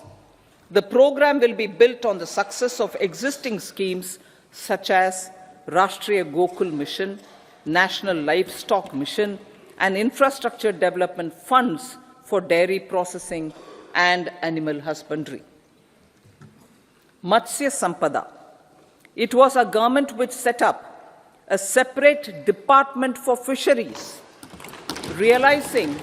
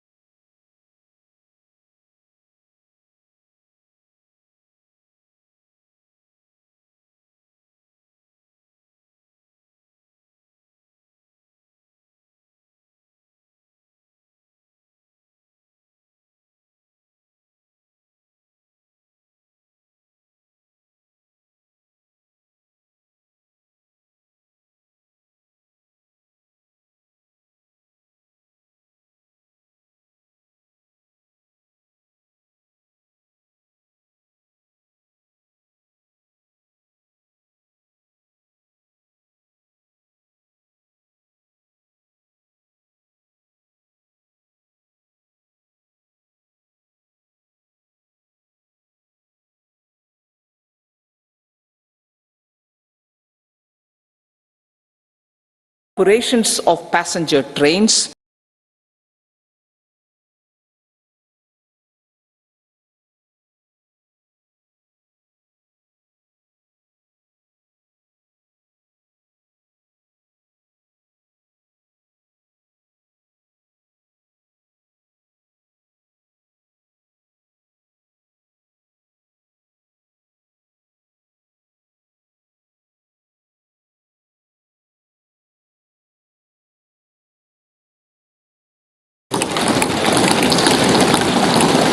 to enhance safety, convenience and comfort of passengers. Aviation sector. The aviation sector has been galvanized in the past 10 years. Number of airports have doubled to 149. Rollout of air connectivity to Tier 2 and Tier 3 cities under UDAN scheme has been widespread. 517 new routes are carrying 1.3 crore passengers. Indian carriers have proactively placed orders for over 1,000 new aircrafts. Expansion of existing airports and development of new airports will continue expeditiously. Metro and Navbharat. We have a fast expanding middle class and rapid urbanization is taking place. Metro rail and Navbharat can be the catalyst for the required urban transformation. Expansion of these systems will be supported in large cities focusing on transit-oriented development. Green energy. Towards meeting our commitment for net zero by 2070, the following measures will be taken. Viability gap funding will be provided for harnessing offshore wind energy, potential for initial capacity of 1 gigawatt. Coal gasification and liquefaction capacity of 100 metric tons will be set up by 2030. This will also help in reducing imports of natural gas, methanol and ammonia. Phased mandatory blending of compressed biogas in compressed natural gas for transport and piped natural gas for domestic purposes will be mandated. Financial assistance will be provided for procurement of biomass aggregation machinery to support collection. Electric vehicle ecosystem. Our government will expand this and strengthen the e-vehicle ecosystem by supporting manufacturing and charging infrastructure. Greater adoption of e-buses for public transport networks will be encouraged through payment security mechanism. Biomanufacturing and biofoundry. For promoting green growth, a new scheme of biomanufacturing and biofoundry will be launched. This will provide environment-friendly alternatives such as biodegradable polymers, bioplastics, biopharmaceuticals, and bioagri inputs. This scheme will also help in transforming today's consumptive manufacturing paradigm to the one based on regenerative principles. Blue Economy 2.0. For promoting climate resilient activities for Blue Economy 2.0, a scheme for restoration and adaptation measures and coastal aquaculture and mariculture with integrated and multi-sectoral approach will be launched. Comprehensive development of tourist centers.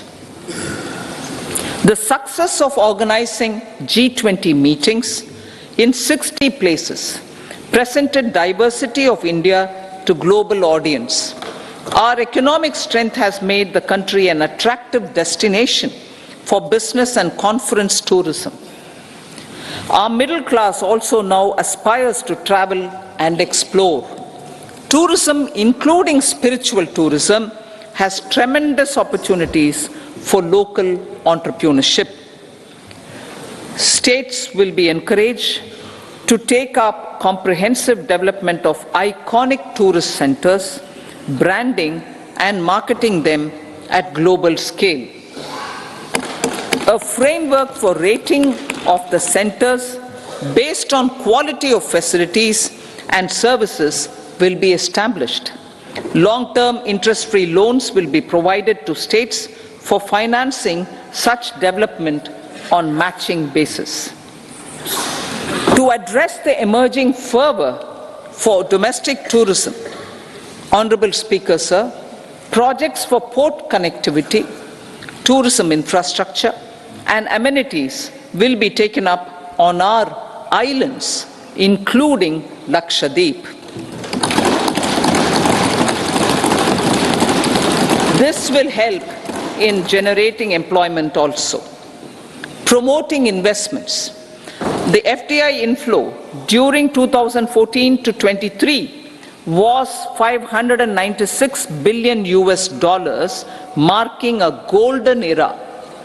That is twice the inflow during 2005 to 14.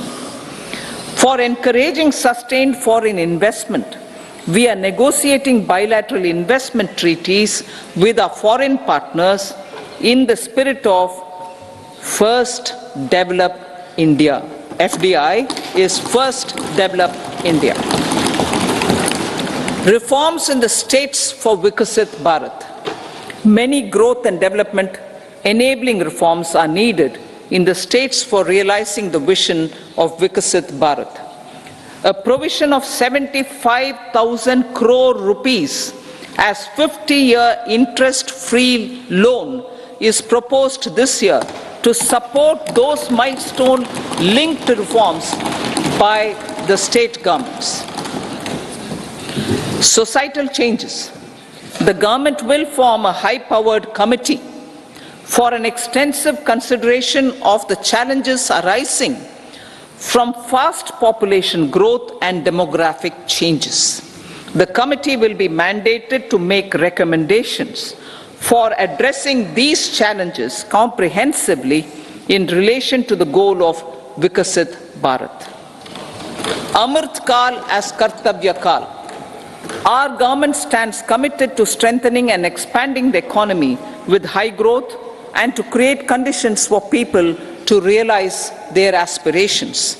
Honorable Prime Minister, in his Independence Day address to the nation in the 75th year of our Republic, said, and I quote, "We commit ourselves to national development with new inspirations, new consciousness, new resolutions as the country opens up immense possibilities and opportunities. It is our Kartavya Kal." Unquote. Every challenge of the pre-2014 era was overcome through our economic management and our governance. These have placed the country on a resolute path of sustained high growth.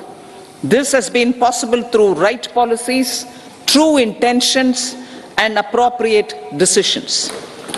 In the full budget in July, Honorable Speaker, our government will present a detailed roadmap for our pursuit of Vikasit Bharat.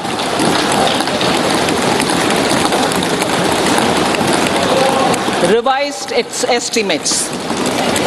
Revised estimates of 2023-24. The revised estimate of the total receipts other than borrowings is 27.56 lakh crores of rupees, of which the tax receipts are 23.24 lakh crore rupees. The revised estimate of total expenditure is 44.90 lakh crore rupees. The revenue receipts at 30.03 lakh crore rupees are expected to be higher than the budget estimate, reflecting strong growth momentum and formalization in the economy. The revised estimate of the fiscal deficit is 5.8% of GDP. improving on the budget estimate notwithstanding moderation in the nominal growth estimates. Budget estimates for 2024-25. Coming to the year 2024-25, the total receipts other than borrowings and total expenditure are estimated at 30.80 and 47.66 lakh crore rupees respectively. The tax receipts are estimated at 26.02 lakh crore rupees. The scheme of 50-year interest-free loan for capital expenditure to states will be continued this year with an outlay of 1.3 lakh crore rupees. We continue on the path of fiscal consolidation, as announced in my budget speech of 2021-22, to reduce fiscal deficit below 4.5% by 25-26. The fiscal deficit in 2024-25 is estimated to be 5.1% of GDP, adhering to that path.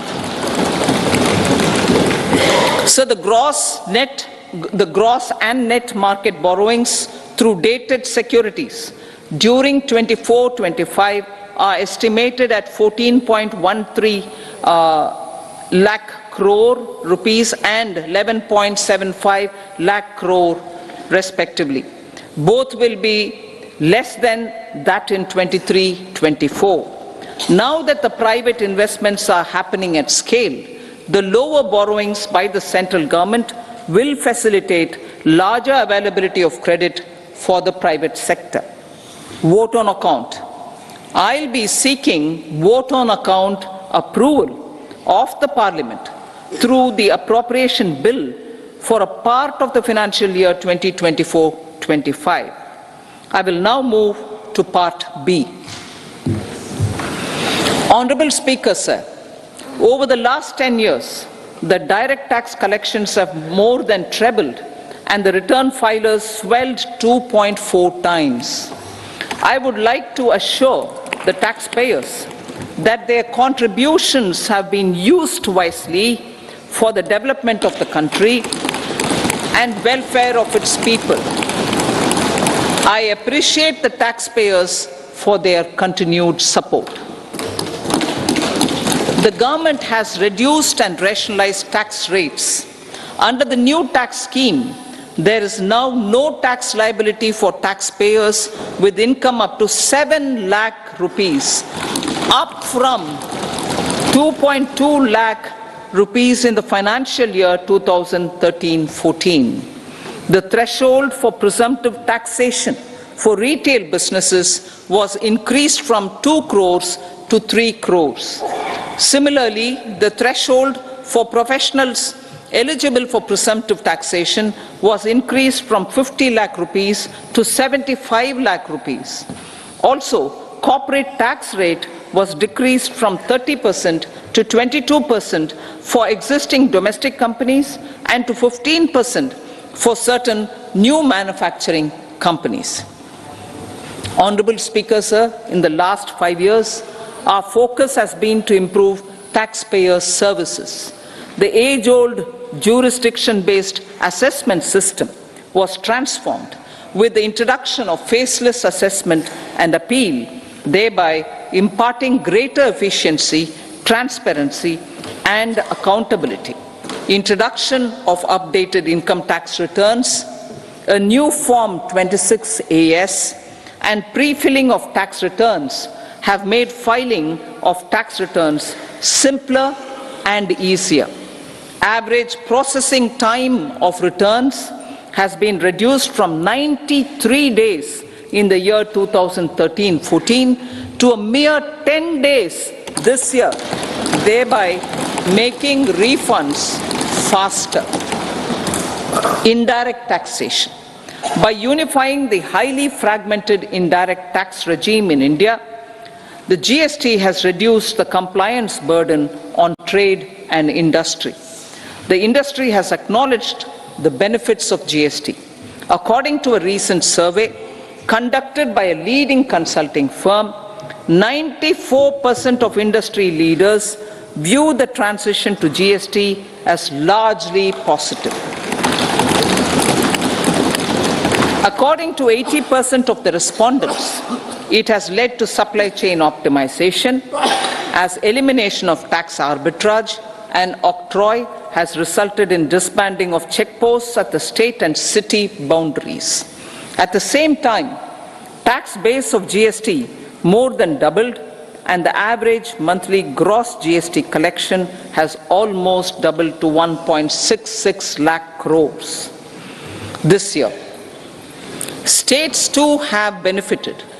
States' SGST revenue, including compensation released to states in the post-GST period of 2017-18 to 2022-23, has achieved a buoyancy of 1.22. In contrast, the tax buoyancy of state revenues from subsumed taxes in the pre-GST four-year period of 2012-13 to 2015-16 was a mere 0.72. The biggest beneficiaries are consumers, as reduction in logistic cost and taxes have brought down prices of most goods and services. We have taken a number of steps in customs to facilitate international trade. As a result, the import release time declined by 47% to 71 hours at inland container depots, by 28% to 44 hours at air cargo complexes, and by 27% to 85 hours at seaports over the last 4 years since 2019, when the national time release studies were first started. Tax proposals. As for tax proposals, in keeping with the convention, I do not propose to make any changes relating to taxation and propose to retain the same tax rates for direct and indirect taxes, including import duties. However, certain tax benefits to startups and investments made by sovereign wealth or pension funds, as also tax exemption on certain income of some IFSC units, are expiring on 31/3/2024. To provide continuity in taxation, I propose to extend the date to 31/3/2025. Moreover, in line with the government's vision to improve ease of living and ease of doing business, I wish to make an announcement to improve taxpayer services. There are a large number of petty, non-verified, non-reconciled or disputed direct tax demands, many of them dating as far back as 1962, which continue to remain on the books, causing anxiety to honest taxpayers and hindering refunds of subsequent years. Honorable Speaker, sir, I propose to withdraw such outstanding direct tax demands up to 25,000 rupees pertaining to the period up to financial year 2009-10 and up to 10,000 rupees for financial years 2010-11 to 2014-15. This is expected to benefit about 1 crore taxpayers. 1 crore taxpayers would benefit out of this. Economy then and now. In 2014, when our government assumed the reins, the responsibility to mend the economy step by step and to put the governance systems in order was enormous. The need of the hour was to give hope to the people, to attract investments, and to build support for the much needed reforms. The government did that successfully, following a strong belief of nation first. The crisis of those years has been overcome, and the economy has been put firmly on a high, sustainable growth path with all-round development. It is now appropriate to look at where we were then. I repeat, it is now appropriate to look at where we were then till 2014 and where we are now, only for the purpose of drawing lessons from the mismanagement of those years. The government will lay a white paper on table of the House.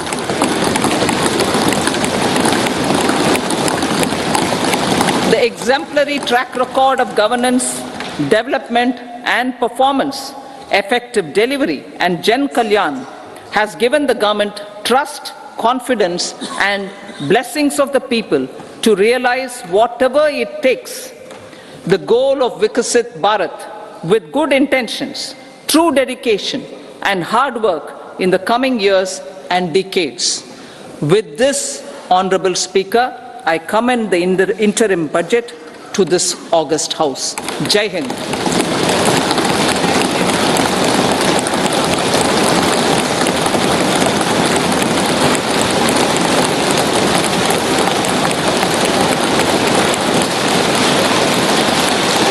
Item number 2 Shrimati Nirmala Sitharaman ji.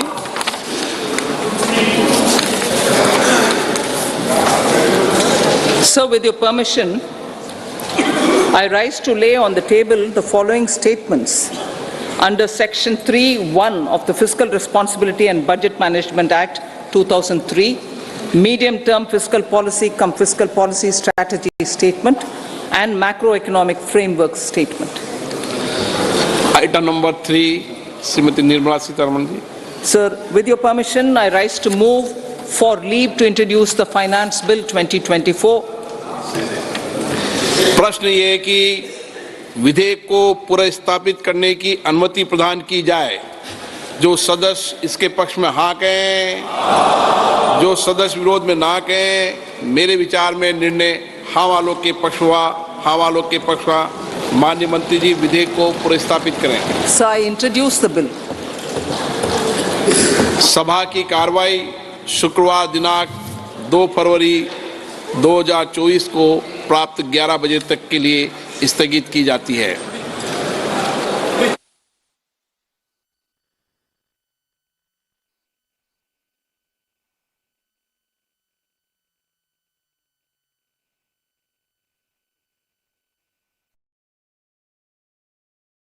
Of India are looking ahead to the future with hope and optimism. With the blessings of the people, when our government under the visionary and dynamic leadership of Honorable Prime Minister Shri Narendra Modi assumed office in 2014, the country was facing enormous challenges. With Sabka Saath, Sabka Vikas as its mantra, the government overcame those challenges in right earnest. Structural reforms were undertaken. Pro-people programs were formulated and implemented promptly. Conditions were created for more opportunities for employment and entrepreneurship. The economy